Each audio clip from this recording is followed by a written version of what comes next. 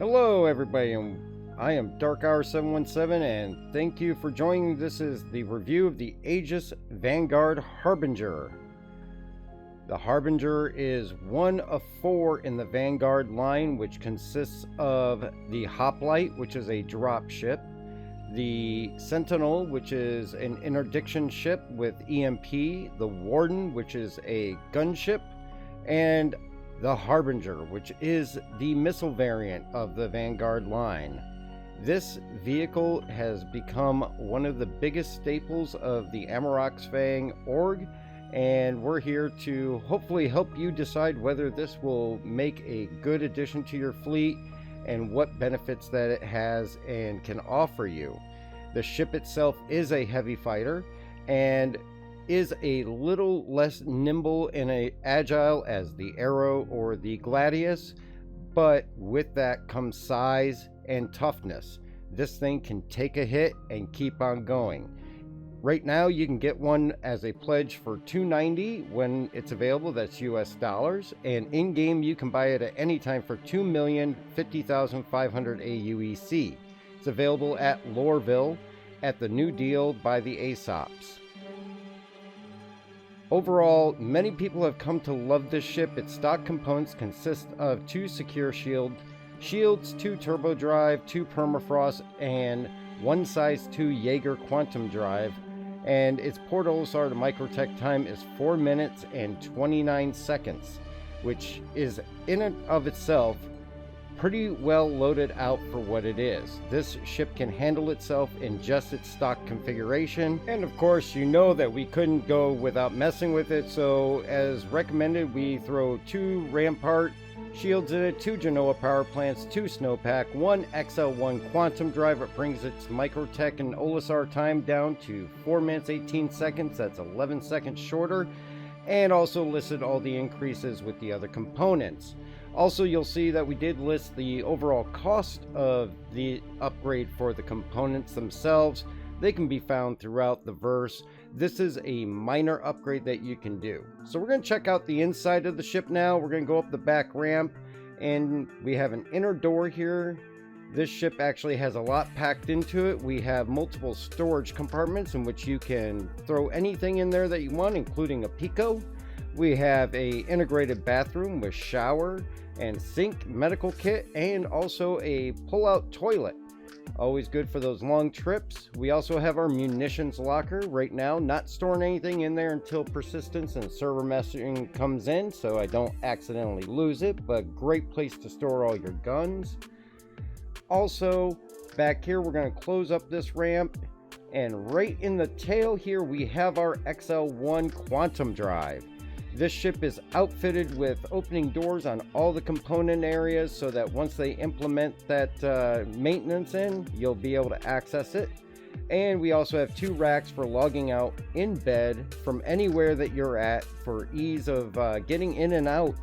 And our size 5 missile rack. And I love the details because we got a nice Aegis with the love symbol here. Nice little addition. But these things pack a punch. And this has 3 of them, and then with the other missiles comes out to a total of 15 missiles. We also have other hiding compartments here, a little storage bin underneath the stairs, and once you close that and head on up, we have all our other components here. We have our shield generators and power plants, all accessible from the staircase. And again, ease of access once you have to actually start working on these because they take damage. This is going to be very convenient to be able to do that.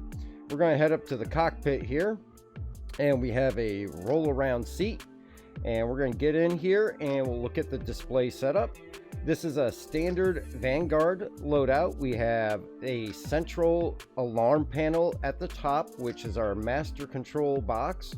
And this will let you know when you have missile lock or anything else like that that's getting basically getting you.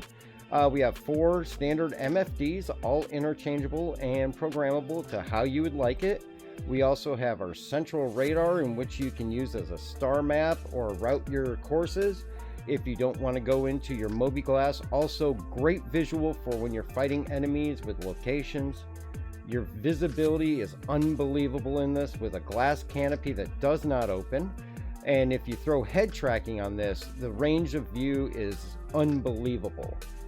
Also be aware that with the non-opening canopy, there is no actual ejection seat. So if you have to make a quick exit of the ship, you will have to get out and run out the back.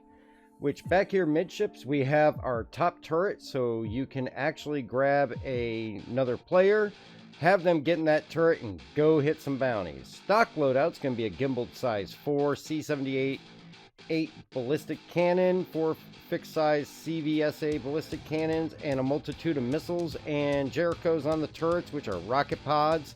And we have our total DPS as calculated by Urkel Games. But of course, again, we have to mess with it. So as it's loaded out, it does have a slower rate of fire.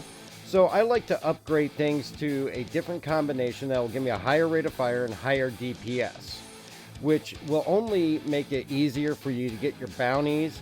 Also maximize your missiles so that you get those high DPS counts and can take those bounties out quickly and get on to making more AUEC. We usually put a size 5 attrition fixed, not gimbaled, and 4 size 2 GVSRs, utilizing the Strike Force 2 and Thunderbolt 3 missiles, but we do keep the Stalkers. And then in the turret, we'll throw a couple of attrition laser repeaters up there, and we get an increase on all of our DPS for a much better loadout and much more punch for each of the hits that we send to an enemy.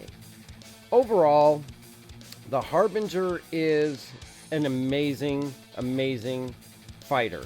This ship is definitely one that you want to have if you're into the bounties or into hunting down other players.